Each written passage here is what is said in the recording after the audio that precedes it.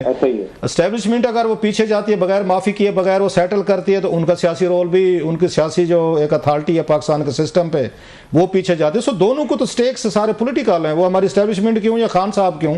तो पहले who will, वो कहते हैं ना ब्लिंक आइज, तो पहले कौन झिपकेगा। अब तक तो ये लग रहा है कि दोनों साइड झिपकने को तैयार नहीं है। ऐसा ही है बिल्कुल। और इस मरतबा क्योंकि आपने देखा 26वीं तरमीम के बाद जो आईनी बेंच का एक तस्वीर सामने आ गया है, फिर जो मुद्दत मुलाजमत थी आपने चीफ की, वो तमाम सर्विस चीफ की इनफैक्ट वो 2027 तक हो चुकी है। तो यहाँ पे अब आपको एक इमरान खान की तरफ से या पीटीआई की तरफ से एक डेस्परेशन नजर आ रही है। तो धरने की कॉल भी दे रहे हैं, वो कह रहे हैं हम बातचीत भी करेंगे। तो वो एक पोजीशन तो उनकी है क्योंकि उनको पता है कि क्योंकि इसके अलावा उनको और कोई रास्ता नजर नहीं आ रहा है। अब वो टाइम चला गया है कि अदलिया के जरिए उनको रिलीफ मिलेगा तब भी उनको दोबारा अरेस्ट कर लिया जाएगा। तो वो एक अच्छा शहजाद ये बताइएगा, कल सारा दिन हमने मीडिया ने, सोशल मीडिया ने, पीटीआई ने, सब ने तूफान उठाया रखा, हम भी शामिल बाजा थे, हमने भी तबले पे संगत दी है कल कि जनाब खान साहब और पीटीआई के दरमियान बस डील हो गई, बस खान साहब रिहा हो रहे हैं, कल जमानत हो गई है और मुलाकातें हो रही हैं, गंडापुर साहब मिल रहे हैं, बैरिस्टर गोहर साहब मिल रहे हैं। मतलब बिल्कुल एक माहौल बन गया था। बस रात तक खान साहब जो है बनीगाला, मतलब फैसला नहीं हो रहा कि बनीगाला भेजना है, जमान पार्क भेजना है, इस तरह की बातें हो रही थी। ऑलमोस्ट ये मतलब सीन बना दिया गया। और उसी वक्त कराची में बिजनेसमैन से आर्मी चीफ साहब ने जो बातें की हैं वो तो सीधा सीधा उन्होंने खान साहब पे नाम लिए बगैर अटैक किया है कि जनाब वो लोग जो डिफ़ॉल्ट की बातें करते थे, मजूसी फैलाते थे, आजकल कहाँ हैं वो। तो इतने क्यों, मतलब है कोई एक्साइटमेंट थी, मीडिया में भी थी, पीटीआई में थी, और जिस बंदे से होनी है बातचीत, जिन्होंने डील देनी है नहीं देनी, वो तो कराची में खान साहब को कल उन्होंने सुना दिए कि भाईजान आपका क्या बना, आप तो जेल में पड़े हुए हैं, आप कहते हैं डिफॉल्ट करेगा पाकिस्तान श्रीलंका बनेगा। तो इतना क्यों, मतलब मैं थोड़ा कन्फ्यूज हुआ हूँ कि हम लोग ये कल जो रिपोर्टिंग कर रहे थे, जब पीटीआई ने जिस तरीके की चीज़ें पेश की, ये तो मतलब है बिल्कुल 180 के दर्जे पे चीज़ें हो रही थी। कराची में ये गुफ्तगू हो रही है और हम यहाँ खान साहब को रिहा करा के बनीगाला छोड़ रहे थे। रऊफ क्लासी साहब, जब ये खबर आई कि इमरान खान को जमानत मिल गई है, उसके कुछ ही मिनट बाद मेरे चैनल ने जब मेरा पेपर लिया तो मैंने तो यही वहां पे भी कहा था कि जो हमने पास्ट प्रेसिडेंट देखा है उसमें तो बड़ा वाज़ेह है कि शायद कोई और केस में उनकी गिरफ्तारी डाल दी जाएगी, उनकी रिहाई नजर नहीं आ रही है। और क्योंकि पॉलिसी शिफ्ट हमें वाज़ेह तौर पर नजर नहीं आ रहा है, तो मेरी तो ये राय थी। लेकिन मेरे ख्याल से एक एक्साइटमेंट की वजह यही थी क्योंकि अली अमीन गंडापुर को 2 घंटे की मिलने की इजाजत, उसी दौरान ये फैसला आ जाना, तो शायद इसको 2+2 करके कैलकुलेट किया जा रहा था कि 2+2 4 ही हो रहा है और अब शायद इमरान खान की रिहाई हो जाए और यहाँ से एक सीबीएम यानी कि जज्बा खैर। तो फिर ये शहजाद, मैं आपकी सारी बात काट रहा हूँ, मुझे ये जो हमें बताया जा रहा था मुलाकातें हो रही हैं, कोई ऐसे लोग हैं, कोई एस्टेब्लिशमेंट से करीबी हैं, कोई बातें और मीडिया में आ रही थी, खबरें स्टोरीज भी चल रही थी सारी, तो कौन लोग थे फिर वो जिनसे इनकी बातचीत हो रही थी। केसेस तो खान साहब पे फिर बन गए, फिर आर्मी चीफ ने भी कल बड़ी सख्त उन्होंने बातें की, फिर रात को गिरफ्तारी भी डाल दी गई, आज 5 दिन का रिमांड। तो ये मुलाकातें बातें सारी क्या हो रही हैं। और गंडापुर साहब के हवाले से लोग कहते हैं, जो मतलब थोड़ा जानते हैं, कि वो डील के चक्कर में नहीं थे। खान साहब ने शरायत तो दी अपनी कि अगर वो ये कर दें, छोड़ दें तो हम देख सकते हैं। तो वो उनको ये कहा गया था कि खान साहब को कहें हड़ताल वापस लें, जैसे लास्ट टाइम भी उनको कहा गया था, आपको याद हो पहले की बात है। सो वो इस मामले पर राजी करने गए तो खान साहब ने कहा जी बंदे छोड़ दें तो हम कर देते हैं। तो ये जो हम कह रहे थे कि शायद फौज के साथ बातचीत हो रही है और जो लोग मिल रहे हैं, फलान हो रहा है, तो वो तो आर्मी चीफ की गुफ्तगू के बाद कहीं से नहीं लगा कि जनाब के फौज को इंटरेस्टेड है। बड़ा सख्त बयान था उनका।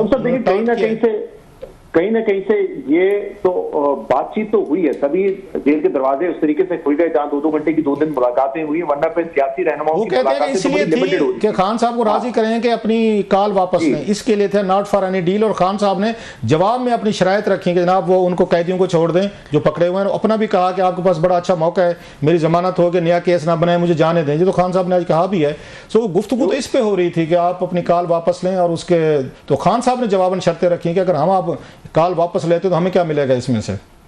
जी रऊफ साहब, यही बात सामने आ रही है कि उनकी तरफ से पैगाम यही था कि आप जलसे को या जो एहतजाज है उसको आप 10 दिन डिले कर दें और इसके बाद फिर हम बातचीत करेंगे पहले, लेकिन आप इस एहतजाज की कॉल वापस लें फिर बातचीत होगी। लेकिन दूसरी तरफ से इमरान खान इस पर नहीं माने, वो चाहते थे कि पहले मेरी एटलीस्ट रिहाई हो और फिर हम बातचीत करें। तो ये बात दुरुस्त है, कोई जो सामने से प्रपोजल था उनके मुतालबात के सामने वो इतना था कि आप इस एहतजाज की कॉल को वापस लें और फिर हम आपसे बैठ के बातचीत करते हैं।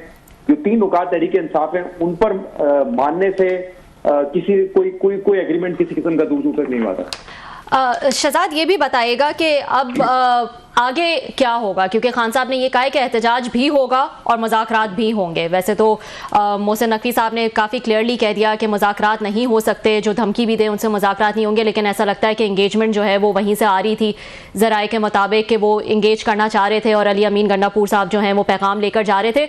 अब भी ये पैगाम ले जाना लाना ये जारी रहेगा? उम्मीद की जा सकती है कि अब भी मुज़ाकरात का सिलसिला कम्प्लीटली टूटा नहीं है? देखिए, एक अली अमीन गंडापुर साहब पे भी मैंने बयान पढ़ा है, वो भी कह रहे हैं कि अब कोई बातचीत नहीं होगी। इमरान खान के हवाले से जो रिपोर्ट किया गया उसमें तो यही है कि ठीक है हम अपना एहतजाज करेंगे, लेकिन कमेटी हमारी मौजूद है, जो बातचीत करना चाहता है वो कर ले। लेकिन मुझे नहीं लगता कोई ब्रेक थ्रू के इम्कान इतने ज्यादा है। इस वक्त यही प्लान नजर आ रहा है कि दोबारा पीटीआई जो है वो जोर आजमाई करने की कोशिश करेगी। उनको बड़ी मज़ाहमत का सामना होगा, क्रैकडाउन का सामना होगा, कंटेनर खंदक के। अब तो इस्लामाबाद हाईकोर्ट ने भी ये फैसला दे दिया है कि आप यहाँ पे आके एहतजाज नहीं कर सकते, तो उनके लिए मुश्किलात बहुत ज्यादा होंगी। अच्छा, आपको लगता नहीं इस बात, सॉरी मैं वो कह रहा हूँ, हम चाहते हैं ज्यादा से ज्यादा बातें आपसे पूछ लें। इस दफ़ा जो एस्टेब्लिशमेंट या मोहसिन नकवी साहब जो हैं या इनकी इंतजामिया जो है वो बड़ी उस एग्रेसिव मूड में है। लास्ट टाइम की निस्बत 4 अक्टूबर की निस्बत हमने देखा था वो इतना पब्लिक नहीं आ रहे थे, सामने भी नहीं आ रहे थे, गुफ्तगू भी नहीं कर रहे थे मीडिया से। अब की दफ़ा लगा है कि उसमें एग्रेशन है। अताउल्ला ये होगा, तारड़ साहब ने भी बातें की, फिर मोहसिन नकवी साहब ने आज बड़ी सख्त बातें की, फिर कोर्ट की उनको बैकिंग मिल गई। एस्टेब्लिशमेंट ने, जैसे मैंने कहा कल, उन्होंने बड़ा स्ट्रॉन्ग वर्डेड मैसेज दिया। अब की दफ़ा महाभारत तो मुझे कोई ज़्यादा लग रही है कि इस वक्त ज़्यादा बड़ा क्लैश का इम्कान है, खतरा है। जी बिल्कुल ऐसे ही लग रहा है रोहतास साहब, क्योंकि इस मरतबा जो तहरीक इंसाफ की तरफ से भी पहले तो वो कहते थे ना हम जलसा करने आ रहे हैं, हम जलसा करके चले जाएंगे, हम डी चौक हाथ लगा के चले जाएंगे। अब वो जो जाहिर कर रहे हैं अपना इरादा वो ये है कि वो डी चौक पे आके धरना दे देंगे। जब तक मुतालबात पूरे नहीं होंगे वो वहां से नहीं जाएंगे। बल्कि आपको पता है ना कि वो अल जिहाद के भी नारे लग रहे हैं। फिर अली अमीन गंडापुर कह रहे हैं कि कफन जो है वो बांध के निकलेंगे हम। तो जब इस तरह की बातें कर रहे हैं तो हुकूमत भी अपनी तैयारी पूरी कर रही है। और अच्छा, आज जो क्या लगता है साहिबा की वीडियो सामने आई है उससे तो मजीद वाज़ेह हो गया है कि अब तहरीक इंसाफ अपना जो एहतजाज का मौक़िफ़ है उस पर दोबारा उसर जारी है। जहाँ जो मुज़ाकरात वगैरह वाली बात खत्म हो गई दोबारा वो कुछ करेंगे, क्योंकि पहली मरतबा हमने देखा है कि कोई सियासी गुफ्तगू आके बुशरा बीबी ने की है और अब बाकायदा उनकी वीडियो रिलीज की। उस पे आते हैं सर, उस पे भी सवाल करने हैं आपसे बुशरा साहबा पे। मैं उससे पहले पूछना चाह रहा था, ये सारी बेस जो है, पावर बेस जो है वो सारी केपीके से आ रही है। लास्ट टाइम भी वहीं से जब भी हुए मार्चेज हुए 5-6 वटेवर, पंजाब से हमें कोई एक्टिविटी नजर नहीं आ रही। पंजाब में वो कहते हैं जब तक वहां से लोग नहीं वो आपके साथ आएंगे, नहीं खड़े हो जाए तो वो केपीके अकेला तो कुछ नहीं कर सकता। वो चलो यहाँ से यूथ ले आएंगे, कोई उस सरकारी मुलाजमीन को प्रमोशन की लालच दे के, जो उनके लास्ट टाइम भी प्रमोशन वगैरह दी गई जिसमें उनको नाकदीन कह रहे हैं।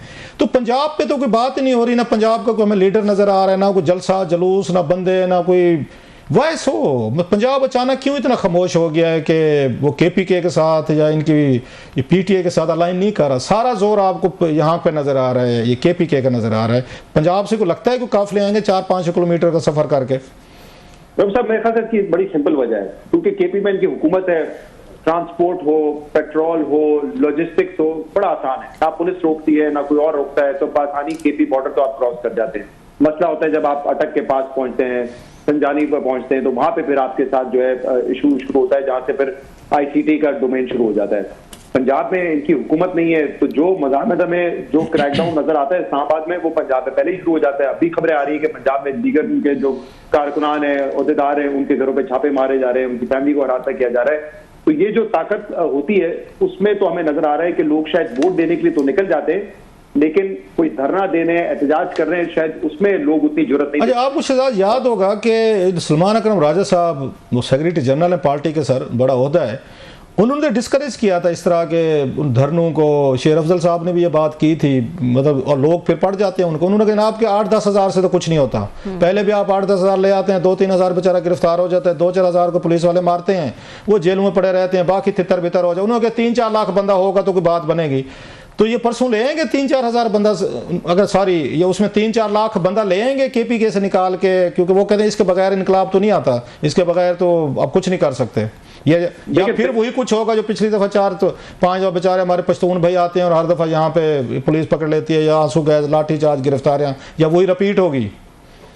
रोब साहब बजाय तो ये लग रहा है कि पीटीआई भी तैयारी अपनी ज्यादा बेहतर कर रही है, बल्कि तैयारी के अपने लोगों को वार्न किया जा रहा है, खबरदार किया जा रहा है कि बंदे नहीं लेकर आओगे तो पार्टी से फारेग, आइंदा कभी टिकट नहीं मिलेगा, ये बाकायदा धमकियां दी जा रही है, जिससे तो ये लगता है कि अब वो एक एक ऑर्गेनाइज तरीके से अपने लोगों को पुश कर रहे हैं कि आप सामने निकलें। लेकिन जैसे हम बात करेंगे सामने से जो उनको जिस क्रैकडाउन का सामना है वो ऐसा उसके बाद इम्कान इस बात का कम लगता है कि कोई 3 लाख बंदा निकल आएगा। अगर निकल आया मेरे लिए बड़ा सरप्राइज होगा, क्योंकि बड़ा फर्क होता है जलसे में लोग आ जाते हैं, आप वोट देने निकल आते हैं, लेकिन जब आप कहते हैं कि धरना देने जाना है सर्दी के मौसम में, तो उस पर लॉजिस्टिक तैयारियां एक तो वो करना बड़ा मुश्किल है, और दूसरा अब तो ये हुकूमत बाकायदा कह रही है कि हम आपका CNIC कैंसिल कर देंगे, कोई स्टूडेंट होगा तो उसका कॉलेज का एडमिशन, स्कूल का एडमिशन खारिज हो जाएगा।